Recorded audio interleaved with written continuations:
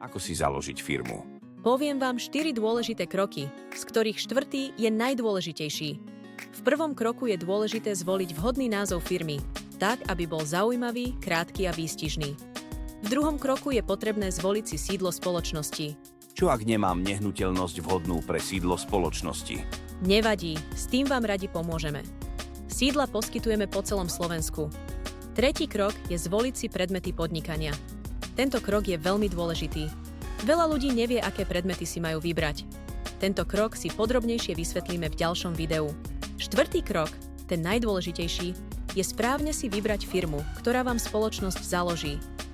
Najmä preto, že je to počiatočný krok a v prípade, ak nebude správne prevedený, v budúcnosti môžete mať problém napríklad s faktúrami a účtovníctvom.